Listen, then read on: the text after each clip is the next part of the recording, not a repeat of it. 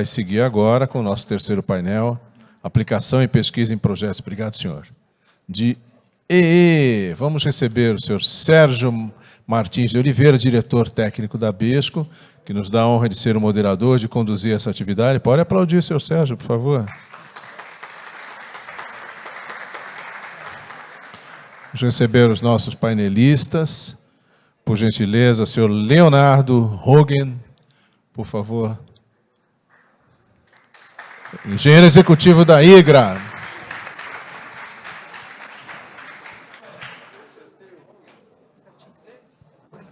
Obrigado, Leonardo. Fique à vontade. Possui formação em Engenharia Sanitária na Universidade Federal de Santa Maria, mestrando em Engenharia Hidráulica e Saneamento pela USP. Foi bolsista da Fundação de Amparo à Pesquisa do Rio Grande do Sul e possui experiência no desenvolvimento de projetos de pesquisa em hidrologia e hidráulica para abastecimento. Atua na IGRA, focado no sistema de sistemas hidráulicos completos de bombeamento e de geração hidrelétrica. Obrigado. Senhor Carlos Sanjar, sócio fundador da Alper. Seja bem-vindo também, senhor Carlos, por favor.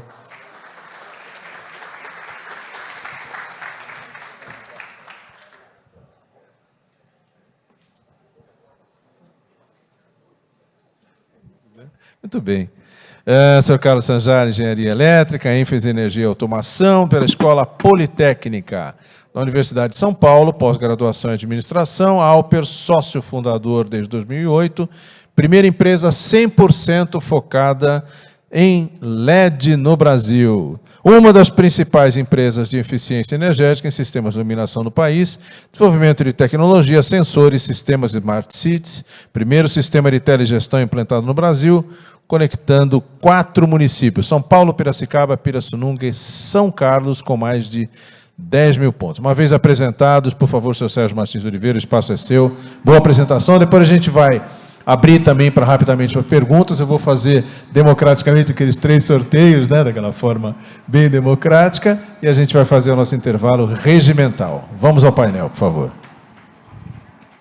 Boa tarde a todos. Desculpa aí o atraso aí, mas diante desses feras que estavam aqui, nós ficamos até lisonjeados de estar participando aqui desse evento que tanto contribui para todos. Obrigado, Leonardo. Vai apresentar o seu projeto aí, esse momento em que a gente tem água vertendo não utilizada para geração de energia. Então, acho que é bem oportuno a apresentação da IGRA, que vai nos trazer aí talvez oportunidades não só de água vertida e não utilizada, mas também, como já foi citado hoje aqui, também pela Sabesp, e em outras possibilidades de estar gerando energia descartada e também reutilizada. Então, vou deixar depois a cargo dele aí. E com o Carlos aí, da Alper aí, já um parceiro já antigo, né, que falar de iluminação e eficiência energética não tem como não falar de iluminação, desde lá dos nossos primórdios de eficiência energética, onde nós começamos removendo lá as lampadinhas lá incandescentes, fomos mudando para fluorescente compacta, hoje vamos para LED, vamos para automação, vamos para admiração e aí por aí vai, né? Então nós temos aí muitas oportunidades, juntando todo esse rol de profissionais aqui hoje, eu fico até um pouco emocionado, porque dentro dessa sala aqui, com certeza, tem as melhores cabeças responsáveis por fazer esse nosso país crescer de forma sustentável. Eu digo isso porque o Nelson hoje já deu números aqui americanos. Eu vou repetir novamente uma citação, né, do Conselho Americano de Eficiência Energética e Economia. Tá?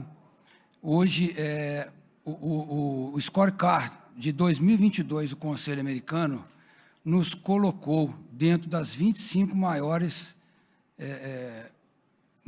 países que utilizam energia elétrica no mundo, 25.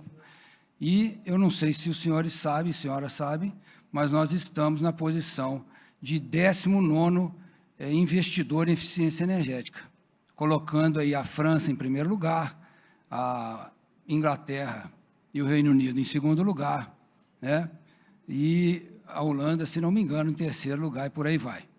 Mas, considerando todo o potencial que nós temos aqui, e até os números que o Nelson apresentou hoje cedo, eu acho que a gente tem muito ainda por fazer. Nós temos muito ainda a economizar e muito a ganhar. Então, eu vou passar aqui a palavra aqui para o Leonardo, e aí depois, para não atrasar, porque a gente já está aí com o horário avançado, me pediram aí para ser um pouco breve. Vamos lá, Leonardo. Bom, boa tarde a todos.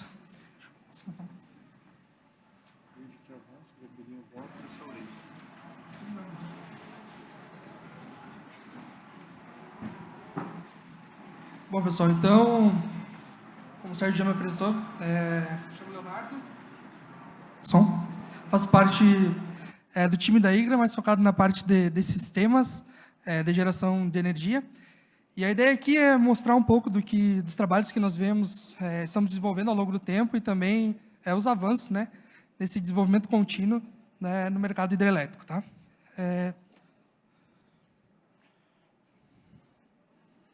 Vamos.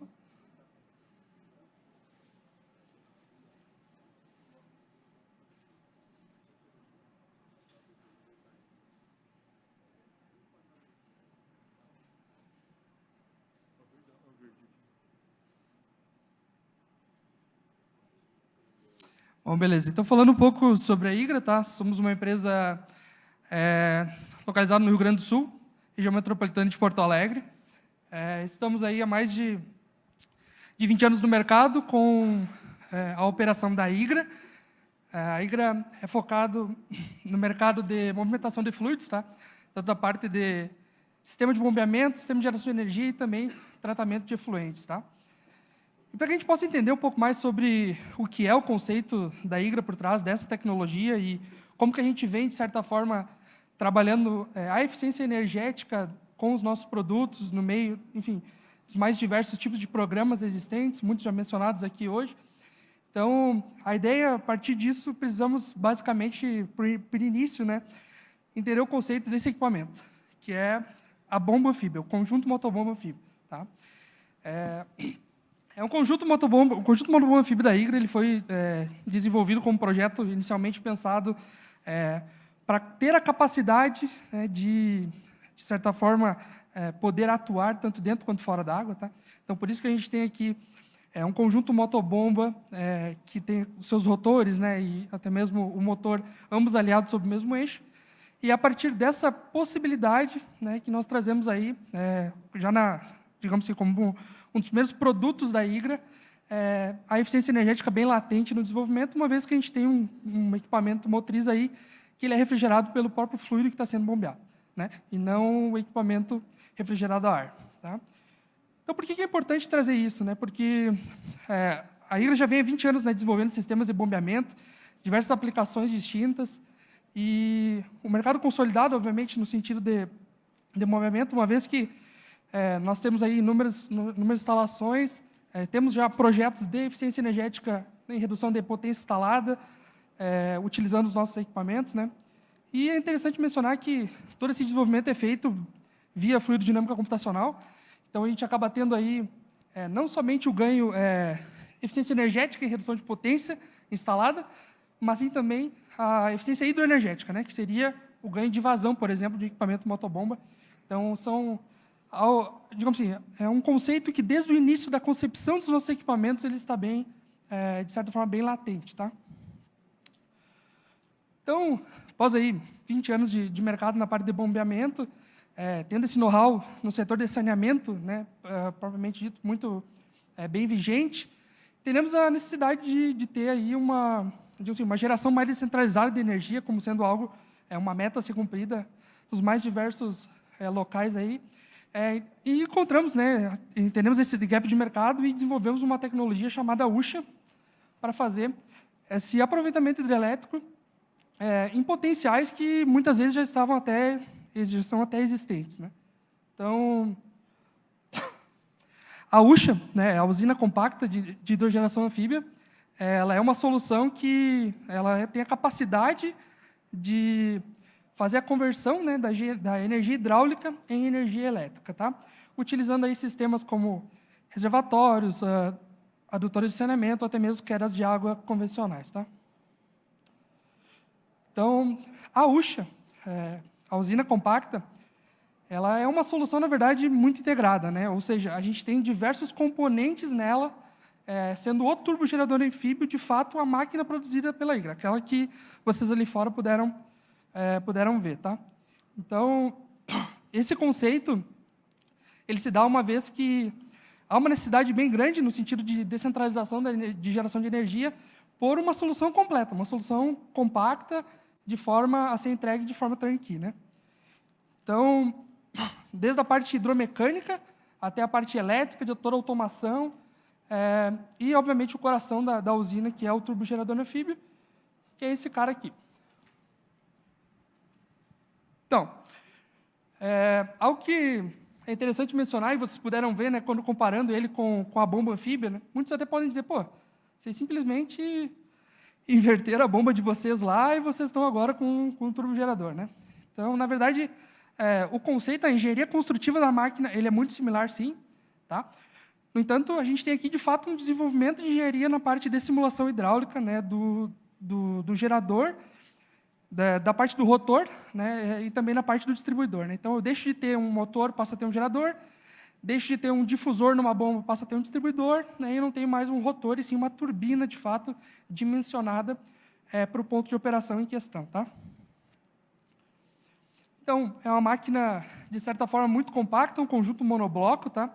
Então, a ideia aqui é, de fato, ter redução de CAPEX no sentido de instalações, uma vez que a gente tem um conjunto que pode ser, de certa forma, vamos lá, a imaginação do projetista aí é o que permite, onde permite o projeto chegar. Né? É um equipamento que pode funcionar, seja ele horizontal, vertical, inclinado, dentro d'água e fora d'água, com potências hoje aí, chegando por máquina, na classe de 500 kW. Tá? Então, desde potências pequenas, máquinas de 5, 10 kW, até já 500 kW.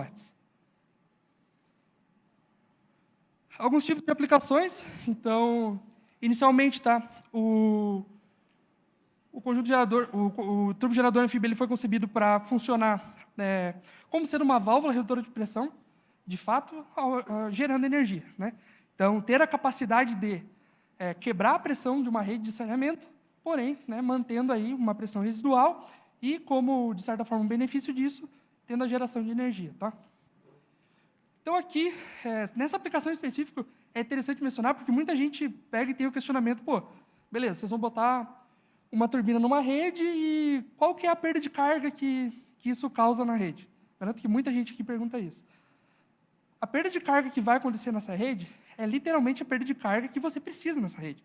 Ou seja, o equipamento, o turbogerador anfíbio, ele é capaz de induzir a perda de carga de acordo com a necessidade do projeto. Ou seja, se nós temos a necessidade de quebrar, por exemplo, uma adutora que possui 25 metros de coluna d'água, como é mostrado ali, e ela tem a necessidade de manter 5 metros depois da geração, somente o delta disso, somente os 20 metros de coluna d'água serão utilizados para gerar energia. Tá? Aplicações também em adutores de saneamento. Tá? Então, chegadas de reservatório, é algo bem... Também algumas aplicações com efluentes tratados. Tá? Aplicações aí PCH, CGH, vazão sanitária. Então, também é uma máquina que está tendo um approach bem grande nesse mercado, no sentido de que você tem aí uma série de benefícios, no sentido de redução de casa de máquina, você não tem um equipamento que não precisa de lubrificação, não tem alinhamento de eixo, então acaba sendo para o cenário de, digamos assim, do setor de hidro também, né, algo bem vantajoso nesse sentido, tá? Uma vez que é uma operação totalmente automatizada, sem necessidade de operador em campo. Tá? E também a parte das hidrelétricas reversíveis, algo que a gente está desenvolvendo nesse sentido, poder com o mesmo equipamento tá funcionando ele como bomba e também como turbina. Tá? Algo que é interessante mencionar, e aí também entrando na temática do painel, é a aplicação, né, de projetos de pesquisa em eficiência energética. A IGRA, ao longo do tempo, nesses mais de 20 anos de IGRA, já desenvolveu diversos projetos que, pelos programas regulados pela ANEEL, né, pela parte de bombeamento em específico, projetos onde havia necessidade de substituição, né, dos conjuntos motobomba como um todo. Então, substituindo eles por conjuntos hígras, foi muito visível aquilo que eu comentei, no sentido de fazer aí um ganho, né, hidroenergético, ou seja, reduzir potência instalada e aumentar também a vazão de bombeio. Porém, com a parte de geração de energia, é algo que a gente, de certa forma, está entrando agora, nesses programas e também utilizando, né, desses recursos para isso. Então, especificamente o programa de eficiência energética e também o programa de pesquisa e desenvolvimento, ambos da ANEEL. Então, aqui eu trago para vocês o primeiro case, na verdade, desenvolvido por meio de recursos de eficiência energética. Tá? É interessante comentar aqui que a gente está falando de um serviço de água e esgoto municipal, né? Um sistema fechado, onde aqui, né, o turbogerador hídrico está fazendo o papel de controlar tanto a vazão quanto a pressão, né, dessa rede. Então, no sentido de eficiência energética, é uma geração, de certa forma, geração de energia, né, baixa, né, 22 kW de potência instalada, porém, no sentido de ganho, e aí, quando a gente fala em eficiência energética, entrando em consideração, né, redução de perdas, a gente vê o benefício que essa máquina pode trazer para esse sistema, uma vez que diversos componentes deixaram de ser utilizados, né? Desativados reservatórios, conjunto motobombas, que antes faziam esse controle de pressão e vazão, e agora somente, né, o turbogerador da Igra é capaz de fazer. Então, aqui eu trago outros cases que foram na mesma, digamos assim, na mesma temática, né, de saneamento, desenvolvidos, né, antes e após o programa de eficiência energética da ANEEL, que puderam nos trazer, obviamente, novas visões de mercado e também o entendimento das possibilidades a partir da participação, né, de um programa regulado pela Agência Nacional. Tá? Então, esse aqui em específico também potência de 40 kW e uma chegada de reservatório, esse aqui no estado de São Paulo especificamente. Tá? Aqui, eu creio que já tenha sido apresentado pela parte da manhã, mas também aqui em São Paulo, e a aplicação um pouco diferente, né? Não em chegada de reservatório, mas sim, de fato, gerando energia em paralelo a uma válvula redutora de pressão numa rede. Tá? Então, com detalhe para eficiência hidráulica do conjunto ali, de certa forma, da turbina, né? Chegando aí, nesse caso, em 91% de eficiência hidráulica. Então, é algo bem, de certa forma, um investimento bem grande na parte de simulação e modelagem para se conseguir atingir esse tipo aí de variável. Tá? E também um outro case na parte de reservatórios, aqui em São Paulo também, e aí com uma potência um pouco maior, 220 kW de potência instalada. Com detalhe, e aí é interessante mencionar, né, a dificuldade, né, e também a possibilidade, né, que esse equipamento permite de instalação. Né? Então, uma adutora subterrânea, né, a solução da Igra foi, de certa forma, promover digamos assim, trazer todo o conjunto, né, adutor para cima do solo. Realmente foi uma especificação do cliente, a necessidade disso, mas toda a parte de tubulação, toda a parte de arranjo hidromecânico disso também foi feito em conjunto no projeto, pensado pelo projeto também. Né? Então, não é algo também só a preocupação com o gerador em si, mas também com todas as perdas hidráulicas, né, e as perdas distribuídas e localizadas que, de certa forma, impactam a geração de energia também. Tá? Aqui, então, entrando na segunda linha de pensamento, né, de programas regulados pela ANEEL, não na base de eficiência energética, mas sim na parte de pesquisa e desenvolvimento. Tá? Então, a Igra participou de um projeto bem grande, aqui no estado de São Paulo também, que o intuito era a repotenciação, tá, de uma usina hidrelétrica. Porém, alguns desafios, né, deveriam ser, de certa forma, vencidos para que o projeto tivesse aí, sucesso. Então, primeiramente, ter, de certa forma, um sistema, né, que pudesse gerar energia, repotenciar uma usina que opera desde 1927, sem nenhum tipo de adição de óleo lubrificante. Então, esse foi o primeiro desafio, na verdade, né, do desenvolvimento do projeto. Então, lá nesse local, especificamente, né, a gente fala de um local que há grande presença aí de micro-organismos, como mexilhão dourado e também craca. Então, tem essa, né, nosso equipamento fica dentro d'água, então esse desafio também de botar um equipamento nesse sentido. E, obviamente, também promover algo que é diferente no mercado, porque até então, usinas hidrelétricas se tem regulação por meio mecânico ou hidráulico, né? Ou seja, uma turbina que regula as pás ou regula o distribuidor dela. E a nossa ideia aqui foi desenvolver algo que pudesse trazer uma regulagem eletrônica, né? Então, a gente utilizou, nesse projeto específico também, como conjunto da usina compacta, inversor de frequência regenerativa aí, para fazer essa regulação e poder permitir um range de operação da máquina também, tá? Trago um exemplo do projeto em si, como foi concebido, tá? E aí, a capacidade instalada da usina de 740 kW, ou seja, 2 máquinas de 370 kW. Até então, as 2 máquinas com a maior potência já produzidas pela Igra. E com detalhe, o desafio, né, de conseguir fazer isso num local onde o patrimônio já é tombado, querendo ou não, você tem dificuldades de locacional mesmo do projeto como um todo. E por ser um equipamento que pode funcionar tanto dentro quanto fora da água, né, se optou por fazer todo o conduto forçado para fora da usina, deixando toda a instalação no canal de jusante, e aí permitindo com que, enfim, nada fosse mexido no patrimônio da usina já existente, tá?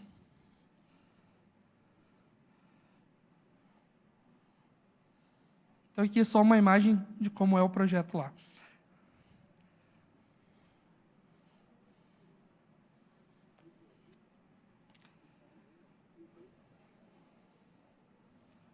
E aí, como, obviamente, também como foi na primeira linha de eficiência energética, né, a partir do projeto com a ANEEL, na linha de pesquisa e desenvolvimento também, um novo caminho se abriu, né, com o desenvolvimento desse projeto. Então, agora, a Igra especificamente tem desenvolvido projetos de aproveitamento de vazão sanitária, ou seja, barragens de acúmulo que tem uma vazão que é necessária, vazão ecológica ou sanitária necessária, né, para o mantenimento do corpo hídrico, onde, por muitas vezes, tem um potencial hidráulico que ele é desperdiçado, né? Hoje, a gente consegue aproveitar isso sem ter nenhum impacto, de certa forma, civil e até mesmo ambiental, né, no local, por meio da instalação de uma turbina com o conceito aí anfíbio da Igra, tá? Aqui só mais algumas imagens de alguns cases que vêm sendo desenvolvidos.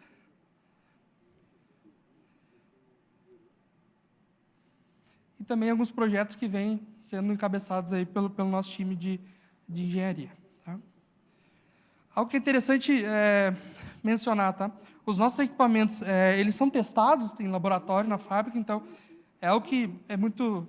Obviamente, para conjuntos motobomba, motores, isso é mais comum, né? Mas quando a gente fala de turbinas hidrelétricas, né, isso acaba sendo um desafio. Muitas vezes o pessoal vai saber se funciona somente quando instala lá no rio, né? Então, até determinada potência e tamanho, a gente tem condições de fazer os testes em laboratório.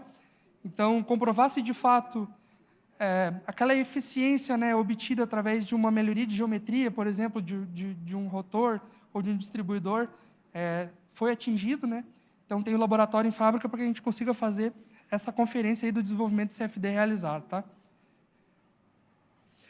E a ideia toda da UXA é ela ir de encontro, né, à internet das coisas, a indústria 4.0, no sentido de promover uma melhor gestão operacional. Então, hoje a gente possui um CCO Web embarcado com a solução, né, onde a gente consegue fazer todo o acompanhamento, monitoramento das variáveis e, obviamente, também fazer aí a operação da usina como um todo, tá?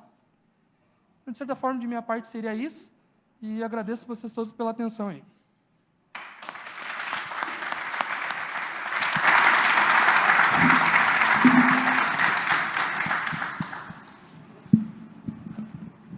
Passo a palavra aí para o Carlos Sanja, da Alper.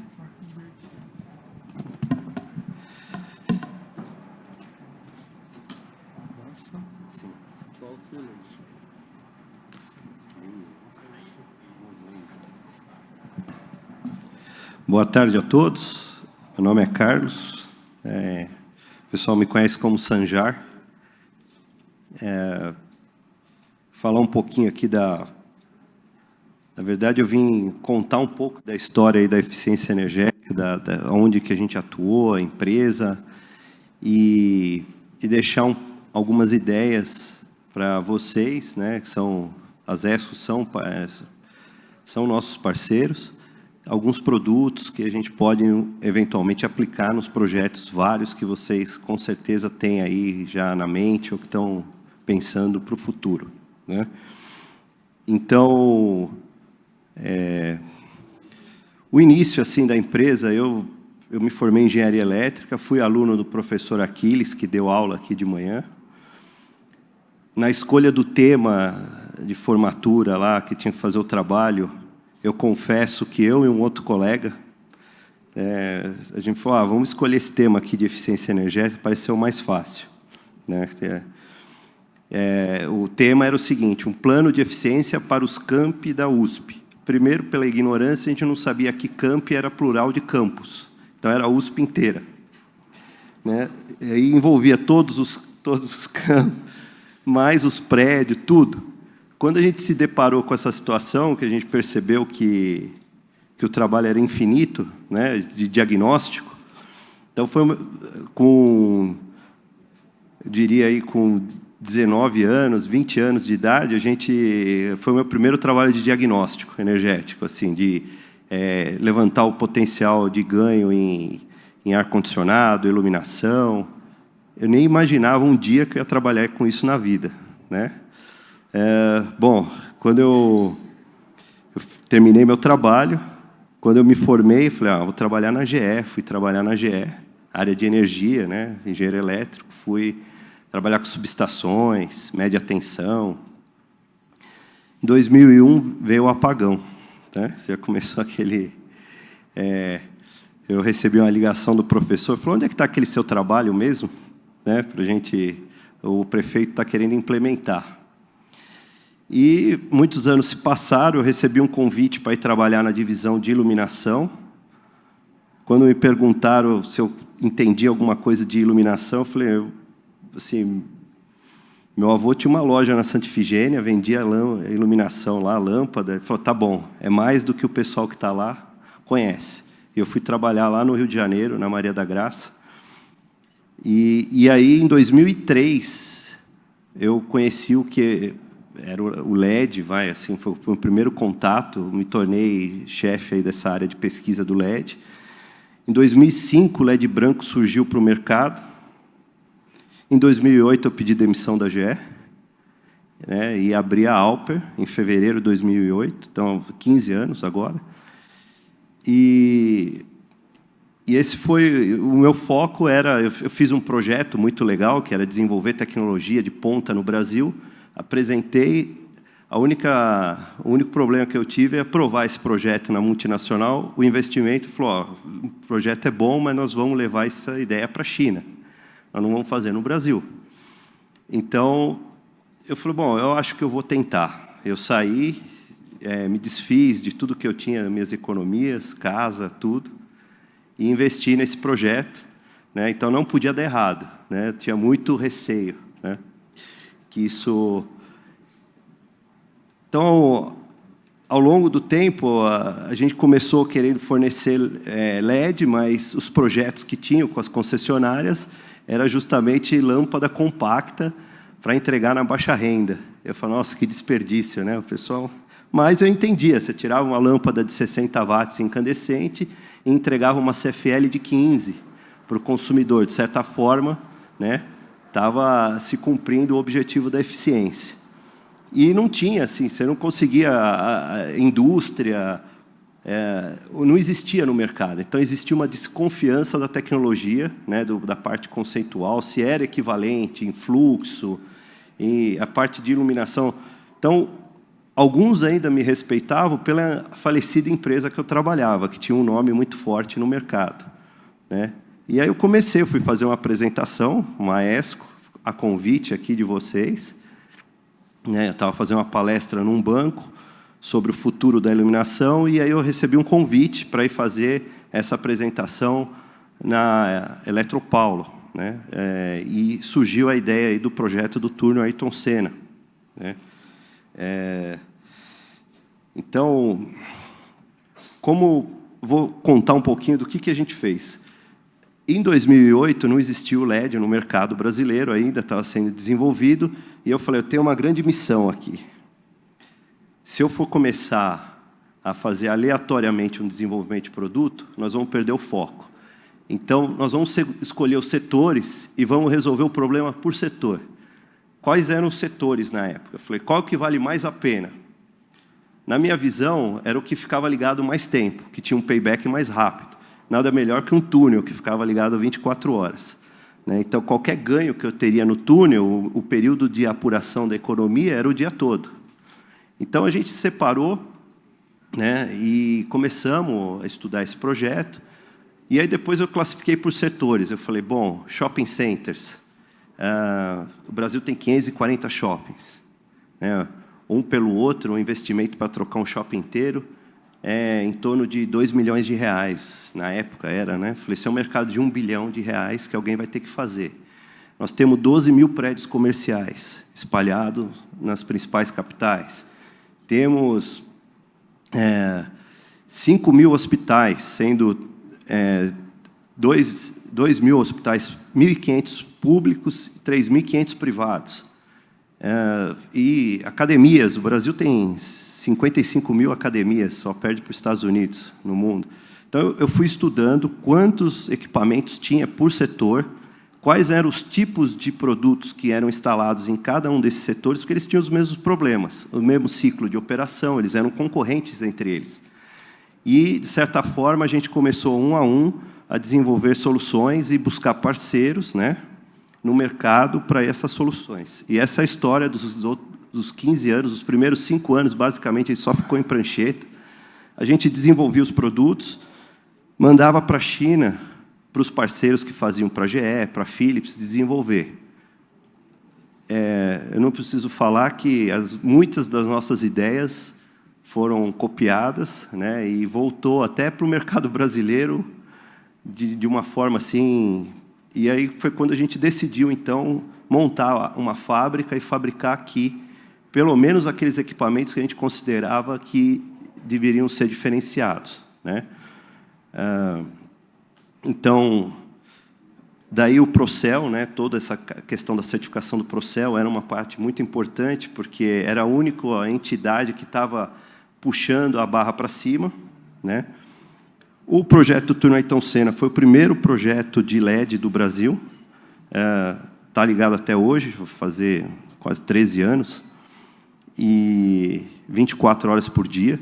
Na época, eu chamei o outro colega que era de desenvolvimento, e é uma responsabilidade muito grande, porque se isso aqui falhar, a nossa reputação, a empresa não vai existir. Aí ele brincou, falou, olha, a única coisa que fica ligado tanto tempo assim, e que não queima, que eu conheço, são os equipamentos de satélite, que manda para o espaço, lá não tem como trocar uma peça. Aí ele falou, você sabe que você deu uma ideia, vamos olhar isso. E a gente pegou, então, para esse projeto, eu lembro até hoje, a gente desmontou toda a fonte do LED, separou cada componente, e nós usamos os mesmos componentes fabricados no Japão e embarcados na indústria aeroespacial. Bom, está ligado até hoje. Foi o único que a gente fez dessa forma. É muito caro. Eu lembro que a gente vendeu cada luminária dessa por mais de R$ 1.600, uma luminária de 80 watts. Hoje em dia custa R$ 400. Mas era um equipamento realmente que tinha que durar. Quando a gente instalou esse projeto, depois a gente fez os outros túneis todos da cidade. Nós reduzimos a conta da cidade de São Paulo, que tem 600 mil pontos de iluminação, trocamos mais ou menos 22 mil pontos nos túneis, 25 mil. A gente reduziu a conta de São Paulo em 20%. Isso é mais ou menos 60 milhões por ano de economia, trocando luminária de 400 watts por 60, 80 watts de LED. Então, esse foi o primeiro grande projeto. Aí a gente estava animado, fizemos semáforos, Essa também foi uma outra linha onde a eficiência energética entrou muito forte, porque você trocava uma lâmpada incandescente, além do problema da vibração, porque o filamento, quando vibrava com o vento, esse semáforo queimava e era risco de acidente e tudo mais. Essas bolachas de LED consumiam em torno de 10 a 12 watts. Você tinha Nós fizemos cidades inteiras, coisa que eu nem imaginava fazer, foi a convite da Copel, no Paraná, a gente desenvolveu o projeto para a cidade de Curitiba, fizemos a cidade inteira, lá foram 35 mil semáforos. Aí fizemos São Paulo, Sumaré, Goiânia. Tinha uma época também que a gente forneceu muitos desses semáforos para as concessionárias, né? O projeto da USP, que eu comentei, esse daí eu me paguei como aluno, que eu estudei de graça, mas eu dei o retorno, porque era um projeto onde a USP pretendia investir 180 milhões, 168 milhões de reais, era o orçamento, e ele ficou 2 anos parado por briga de licitação, concorrente, especificação, e muitos, eu até li num jornal uma vez no Estadão, falou assim, esse projeto a Alper que vai ganhar. Aí eu mandei lá no editorial, falei, mas por que já... vocês foram os únicos que fizeram LED, né, até hoje. Vocês fizeram os túneis, né? Então, imagino que vocês... Falei, olha, seria uma honra, porque eu estudei isso tudo no detalhe na época da faculdade, mas... E a gente, de 7 licitações que tiveram, a gente ganhou 5, uma foi cancelada e uma eu perdi. Tem um colega aqui que conhece a história da que eu perdi, mas vamos pular. Mas a gente deu 45%, 50% de desconto, deságio. O projeto total ficou em torno de 90 milhões de reais. E foi uma economia para a USP aí de mais de 60 milhões. Então, eu falei que, para a minha geração e para os meus filhos, eu já tinha pago a faculdade. E esse projeto, o desafio foi que a USP, como universidade, ela queria ser a primeira... Ela tinha escala de ser uma pequena cidade, era um bairro, né, com pelo menos o tamanho de um bairro, e eles estavam querendo desenvolver a telegestão. Então, a gente foi atrás de desenvolver os sistemas de controle, automação. Isso deu bastante trabalho também. E, enfim, as tecnologias que a gente aplica aí para os projetos hoje, né, das concessionárias, eu vi bastante Sabesp, né, e nós estamos trabalhando nas... Esse aqui é o Euclides da Cunha. Estamos fazendo... A Sabesp é uma das empresas que estão investindo pesado aí nessa parte de geração, nos terrenos contíguos aí da parte de tratamento de esgoto. A gente tem vários contratos lá.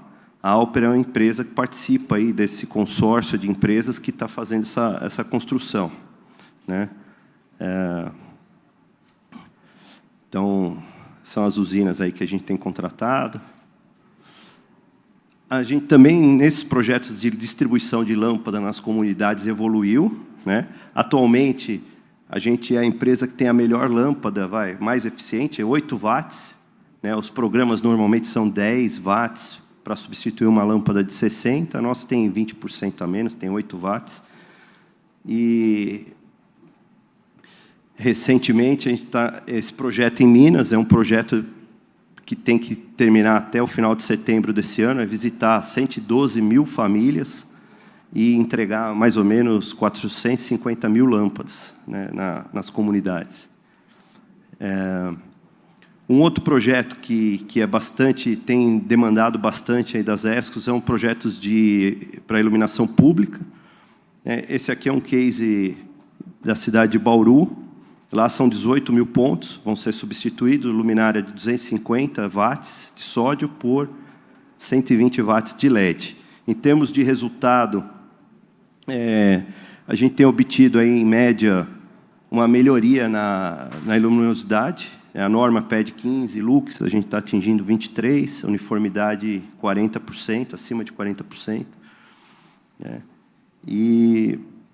Enfim, esse é um projeto que tem dado muita mídia aí para os prefeitos, e por isso também, como as prefeituras são uma das principais contas das concessionárias, eles têm focado muito nesses projetos. Uma coisa que todo mundo esquece, né? Aqui é Curitiba, é um projeto do Centro Histórico, nós fizemos todo o Centro Histórico de Curitiba, tem bastante fornecimento lá. A gente chegou a fornecer túneis, praças, luminárias viárias. E Curitiba, só voltando aqui, ela é a primeira cidade que trabalha o plano diretor em várias temperaturas de cor. Então, eles têm... O Centro Histórico foi feito em 2.700 Kelvin. Para vocês terem ideia, o sódio, mais ou menos, é 2.200. a cor, aquele laranja do sódio. Então, foi o mais próximo que dava para executar. Depois você tem as praças em 3.000 kelvins, as vias arteriais em 4.000 e as vias de fluxo rápido V1 em 5.000 kelvin.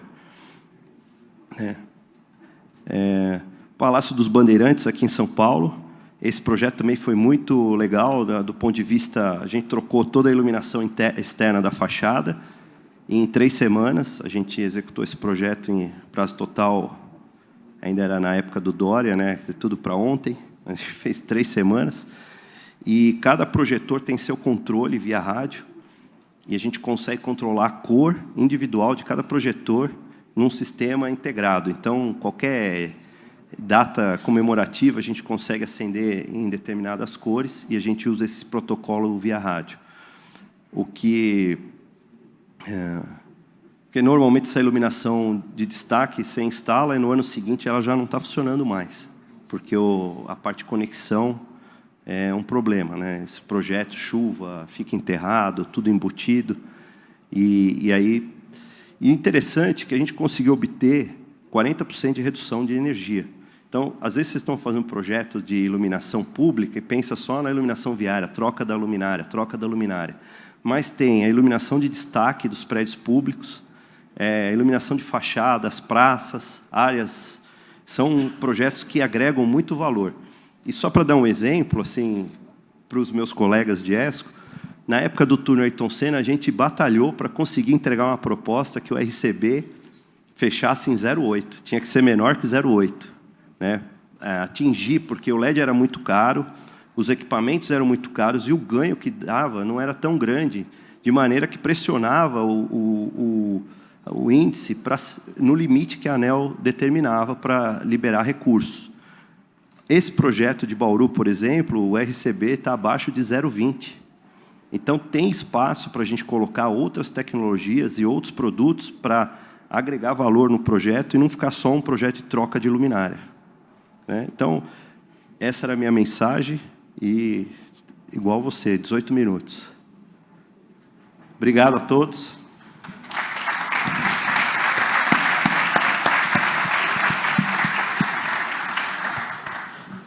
Parabéns aí pela apresentação. E você veja aí que o Leonardo apresenta aqui a possibilidade de reduzir fluxo, pressão, reuso de água em saneamento, na indústria e com eficiência devolvendo ainda a energia elétrica para o cliente. Então, nós temos aí uma possibilidade, né, que a gente aprende a cada dia mais e mais possibilidades de aplicação da eficiência energética. A gente sai aquele básico e começa a reinjetar dentro do sistema, controlar o processo da indústria e com resultados aí. Então, parabéns. E eu acho que foi muito ilustrativa a sua apresentação. Acho que vou deixar a pergunta aí para o pessoal, né? E com o Jânjar ali, né? Eu queria fazer uma pergunta, né?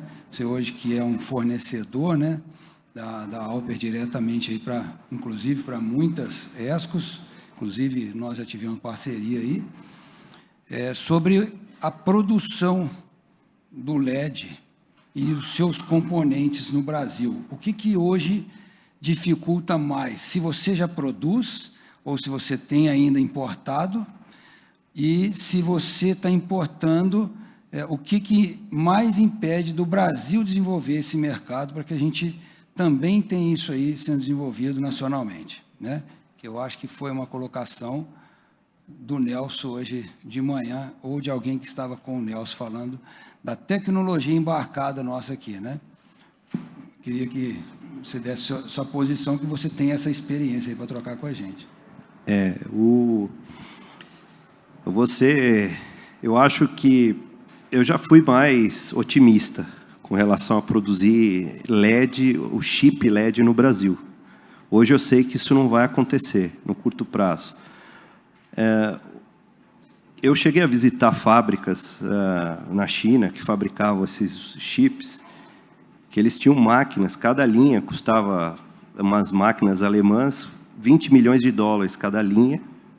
Uma fábrica tinha 8. para a produção. Tudo subsidiado pelo governo chinês, que deu dinheiro para eles comprarem as máquinas, e ainda sobre tudo que eles exportavam, eles dão um rebate na China até hoje, 10% sobre o valor da nota fiscal de invoice de exportação.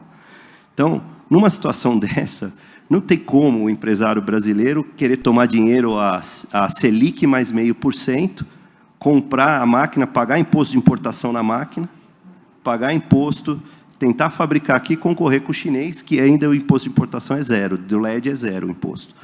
Então, não existe a possibilidade de fabricar chip no Brasil.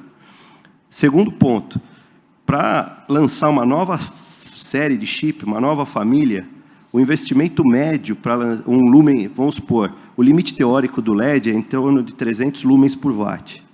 Hoje, o chip comercial, a temperatura ambiente, etc., a baixíssimas correntes, mas chega em torno de 210 lumens por watt. Para você ter uma ideia, em 2005, esse número era em torno de 35. Ele evoluiu de 35 para 210. A lâmpada incandescente, quando Thomas Edison inventou, ela tinha 14 lumens por watt. Quando ela foi proibida não, ele só colocou na legislação que precisava evoluir 20%, ou então tinha que parar de vender. A indústria jogou a toalha, ela melhorou 1 lumen por watt. 15 lumens por watt, 16. Né? A de descarga, que é a segunda tecnologia de iluminação que existe, evoluiu de 50 lumens por watt para 60, que era a lâmpada compacta que a gente punha na residência. Era 4 vezes mais eficiente que uma incandescente. Por isso, você trocava uma incandescente de 60 watts por uma compacta de 15. Né? Hoje, o LED já está em 120. Né? Você consegue pôr uma de 8, que é o que eu estou divulgando aí, né, na eficiência. Porque já... Mas você imagina que 120 lumens por watt já é com todas as perdas. Eu não tenho perda de carga, mas a perda elétrica é igual. Você tem os percentuais, né, de conversão, sempre tem perda. Então, a indústria, para dar um salto de 10, 15, 20 lumens por watt, precisa investir no mínimo 150 milhões de dólares para lançar um modelo novo de chip, e você precisa ensaiar no mínimo 8.000 horas, que pelo menos um ano em laboratório antes de lançar no mercado.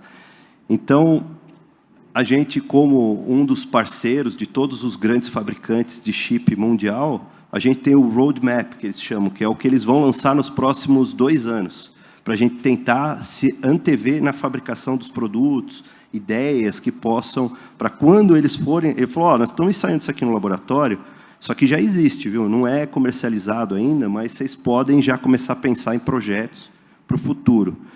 Então, eu vejo assim, a iluminação pública, ela ainda está evoluindo, mas está próximo do limite. Né? Você olha no Procel lá, você tem luminárias declarando 185 lumens por watt. Eu acho que, para evoluir mais que isso, também chegou num limite econômico. Então, fechando a sua pergunta, eu acho que tem maneiras inteligentes aí de, na cadeia de fabricação, hoje a gente fabrica tudo no Brasil, com exceção do chip. Muito obrigado. Eu acho que aí é uma questão que a gente tem que levar para casa e pensar, né? A Coreia do Sul, num pós-guerra, na década de 70 para 80, plantava arroz. Né? Hoje, quem é a Coreia do Sul? Israel, no pós-guerra, não tinha onde ficar. Hoje é uma potência mundial em chip. Né? Então, acho que nós temos que mudar um pouco nossa forma de pensar. É difícil, realmente é difícil.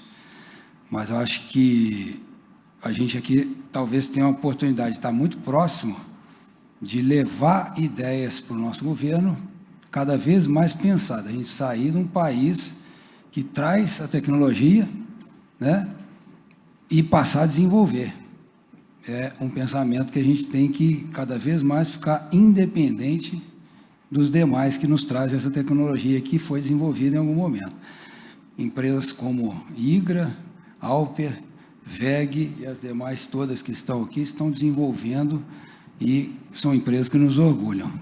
Muito obrigado por vocês aqui hoje. Vou passar a pergunta para todos aí.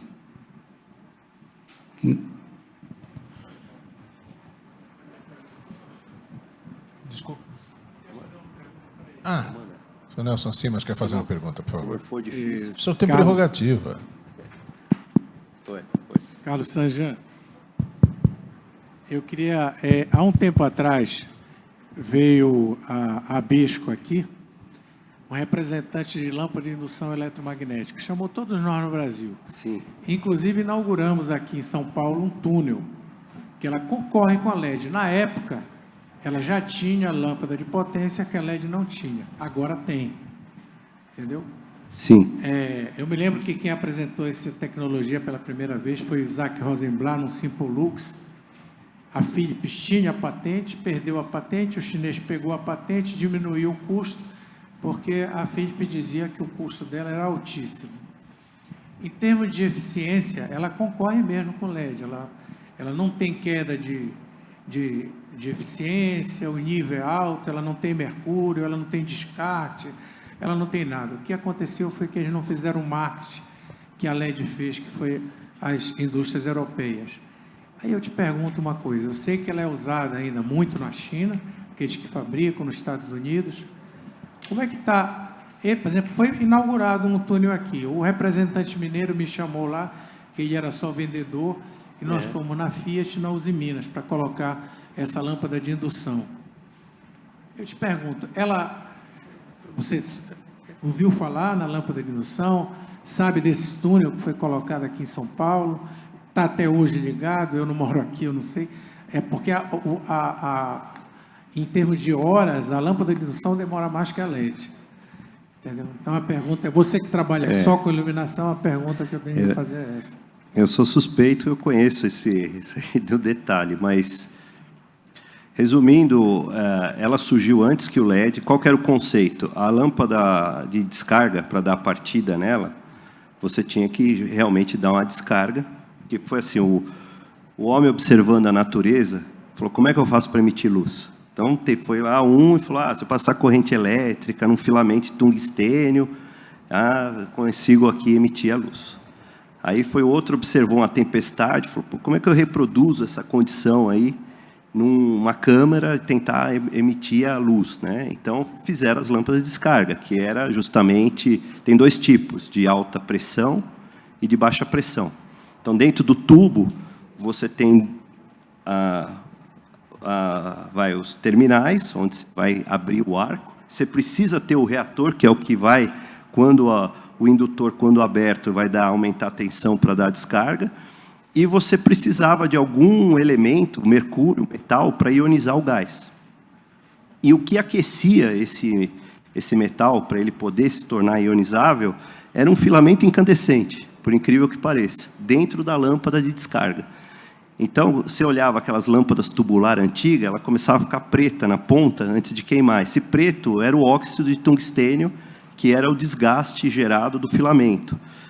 Então, a lâmpada de indução, aí alguém teve a brilhante ideia, falou, se eu fizer, para eu dar essa partida, para conseguir fazer esse mercúrio aí, ou fazer o ionizar esse gás, e se eu fizer um indutor em volta, eu coloco aqui uma bobina em volta do tubo, então eles faziam uma lâmpada, era um formato circular, e você tinha uma bobina em volta que você dava a indução e dava a partida nessa lâmpada. Então, como ela não tinha o filamento, dizia que ela durava 100 mil horas, X mil horas, que ela não queimava, porque só que acontece que ela também tem a depreciação, entendeu? O fósforo, né, o material do fósforo, que o conceito é, uma vez que você tem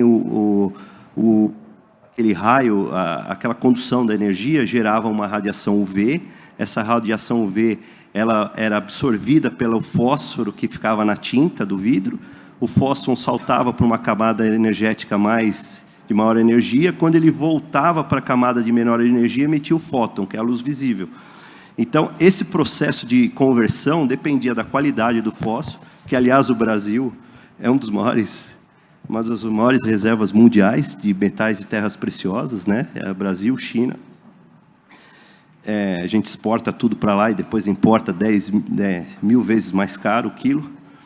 Mas, ok. Então, a lâmpada de indução tinha essa questão da vida longa. Os primeiros 2 túneis foram instalados embaixo da Marginal Pinheiros, atravessando aqui em São Paulo. Foi feito com a Trópico, que usou essas lâmpadas de indução. Mas foi uma tecnologia que, no mundo, ela não deu certo. Ela não conseguiu concorrer, por várias vantagens do LED. Menor, mais compacto, possibilidade de mudar a temperatura de cor, né? A parte eletrônica desenvolveu muito, você conseguir dimerizar, acender, coisas que não eram possíveis na tecnologia de indução. Não, dimerizar até que... Não, sim, mas eram sistemas muito mais de potência do que de eletrônica. Com o passar do desenvolvimento da eletrônica, os circuitos eletrônicos ficaram mais baratos que aqueles circuitos de potência de controle, entendeu?